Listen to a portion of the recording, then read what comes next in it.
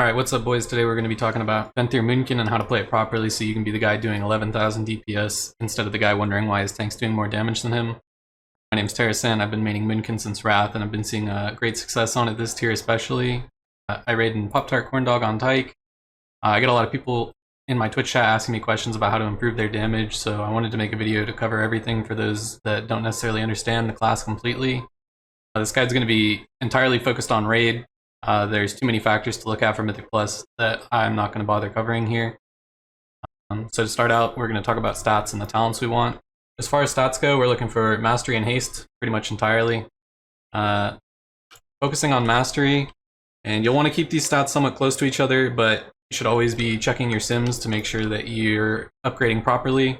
This is because we play IQD, and it is really important that during our Lust roll, that rolls Mastery. We're not really looking for any crit in this build because of the conduits we're playing. And as far as talents go, we're just going to copy what I have on screen.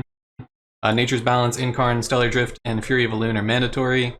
The other three talents are up to preference, but you're pretty much always going to want to play Resto Affinity, Wild Charge, and Heart of the Wild in Raid. For Legendary, we're playing Sinful Hysteria, which you get at 48 Renown with Venthyr. You make it on the belt, Mastery and Haste for your stats. There is literally no other option if you're going to play Venthyr. The great thing about Venthyr Moonkin is all of its damage is loaded into a 30-second window that you get every 3 minutes. Outside of that, you shouldn't expect that you're going to do any meaningful damage, really. As long as you do your ramp properly, you're going to see pretty good success with this spec. You'll notice in this log from our Mythic Guardian kill that inside my cooldowns during Lust and at the end of the fight, I'm doing 48,000 DPS at my peak. And outside my CDs, I'm doing like 4,000 to 5,000 DPS. One big thing that's going to help your DPS as Venthyr especially is researching the fights ahead of time and knowing the number of cooldowns you're going to get. Dividing your fight length by 3 and rounding down is a pretty quick way to know how many you're going to get. So for example, in this Guardian log, we can see that it's 5.5 minutes long, so I know I'm only getting 2 sets of cooldowns no matter what I do. And I know that by delaying all the way to the 5-minute mark, I can get another potion inside my cooldowns. So that's why I delay it for so long and I do tank damage otherwise. We're going to take a look at how to do a ramp on the dummy here. It should look pretty much the same every time you do it. We'll do it straight from the opener. The only time it's going to look different is the number of stacks you're going to get when you get Power Infusion or whenever you're in Lust. But ideally you should be aiming for like around 30 stacks without Lust and without PI. But it can vary a lot based on your haste and stuff. But yeah, we're just going to open with 2 Wraths into a Starfire. We're going to put up dots. In Raid, your AP would reset, so it's going to look a little different, but pretty much you're just going to spam Wrath the whole time. And anytime you hit 90 AP, you want to launch off a Star Surge.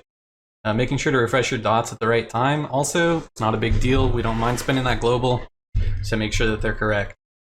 We're watching our Frenzy timer really closely here, because when that hits 4 seconds, we're going to hit Foe and we're going to hit Bell. And that's going to give us a big damage boost. I rolled Haste on my IQD because I'm not in Lust, so it's a little different. But that's pretty much all there is to it. Ideally, I would have shot that Star Surge instead of casting that second Wrath, but you know, you're going to make mistakes sometimes. You'll notice that I didn't dump any of my Astral Power below like overcapping until the end of the ramp when I'm in my extension. That's because your stacks are going to be maxed out then. And you'll also have the benefit of the Mastery from Bell. We're mostly focused on just generating as many stacks as possible during our ramp. And the fastest way to get those is through Wrath spam. Also, holding our AP can be super valuable because it allows us freedom to move up to 3 globals worth whenever we get a mechanic. On a dummy, obviously, you know, I don't have any mechanics, but I have a clip from our Painsmith kill here where you're going to see that I use my AP on Starfall instead of Star Surge because I know I'm going to have to move a lot. And that way I don't have to stress about dropping my ramp. So you'll see I go into my ramp here. And as soon as I'm able to start moving, or as soon as I have to start moving, I'm going to hit Starfall. And that way I have the freedom to move for those 3 seconds. Because it's amped damage from our ramp, it's also fine. And then as soon as it comes off cooldown here, you'll see I pop it again because I have to cross the tank lines. This gives me the freedom to move as much as I need to without worrying about dropping anything. You'll see I hit again about 35 stacks. That's because I have a lot of haste, but as long as you're hitting 30, you're probably doing fine. And then same thing, just dump at the end of the ramp. You'll also notice in the clip, I had a weak aura telling me what filler to press. I'll leave that in the description. It just bases off your current haste level and how many nameplates are stacked on your screen. It's always analyzing, and it'll always tell you the correct spell you need to cast, and takes all the guesswork out of it. It makes your life so simple. We'll talk about Trinkets, and Soulbinds, Conduits, and Shards. For Conduits, we're playing Endless Thirst and Precise Alignment. Endless Thirst is what I was talking about in the beginning when I said that our Conduits cover all our crit. For every stack you get, you're going to get big crit out of this, and that's pretty much the most important thing, is critting those Star Surges during your extension. That's where all your damage is going to come from. Since we're playing Incarn, Precise Alignment gives us the opportunity to have cooldowns throughout the entire frenzy, even into the ramp, or into the extension. Without it, sometimes it can run out if you get a really good ramp. As far as the person we're soulbinding with, we're playing Theotar. This is for the Soothing Shade at the top, which gives us Tubbins and Gubbins 550 mastery for standing in the shade. And at the bottom, it gives us T. And the T buffs are all super valuable, except for crit. I'll link Sims in the description. Everything is super close. Ideally, you're going to ask, or you're going to want to hope to get Intellect and Haste, and Verse is also fine. But if you get crit, you can go ahead and ask your raid lead to give you a 1-hour break from raid, because, yeah. The rest of your Endurance and Finesse Conduits actually don't matter that much. You can pretty much just play whatever you're comfortable with, or you can feel free to copy what I'm playing. For my Endurances, I'm playing Thirst and Vigor, which makes us super tanky when going to bear form, Well-Honed Instincts, which gives us more or less a cheat death, and Tough as Bark for short bark cooldown. This is the most interchangeable one. You can play Innate Resolve or Condensed Animosphere here. It's probably fine, because you don't really need the Barkskin CD, but it is nice. And for the one finesse slot, I'm playing Front of the Pack, because the raid utility is super nice. But other things, you know, if your raid wants the food buff, that's good. Born of the Wilds can be good if you're using Heart of the Wild a lot. Tireless Pursuit can be good if your raid doesn't need the Roar extension. And, you know, you want to be greedy and just have the movement speed to yourself. As far as trinkets are going, we're playing IQD and Instructor's Divine Bell from DOS and Bastion World Quests. You can also get this off your command table if you're lucky.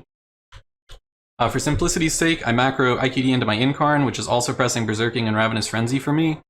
It's technically a slight DPS loss to do that, but it allows me to just focus on doing my damage without worrying about the precise timings of pressing IQD 3 seconds in and pressing Berserking towards the end. It just makes it easy for me. When there's 4 seconds left on your Frenzy buff, like I was saying while I was showing the ramp, so before the extension from your Legendary, you're going to press Bell and Foe. This gives you the Mastery buff for the most important part of your ramp, which is the extension, as well as an extra Star Surge worth of AP from Fury of Elune. And those together are going to give you, it's about 60,000 more damage from one Star Surge if you do that properly and it crits. As far as shards go, we're playing the Unholy 3 set, so Shard of D's, Shard of Oth, and Shard of Zed. And for your 2 other slots, it's really up to you. As far as damage goes, you're going to want to play the Shard of Core Frost Shard and Shard of Beck Blood Shard. These are just the damage shards. It's up to you, completely up to your discretion. Just make sure you're always wearing the 3 Unholy Gems, and the 4 other gems I didn't name are all utility and survivability gems. You really don't get any damage value out of any of those. But you do more damage by being alive, so consider that. That's pretty much everything there is to Venthyr, though. I recommend that if you're still new to the spec, you spend a lot of time on dummies in the hall or in Orgrimmar, cementing the ramp rotation in your mind so it becomes second nature.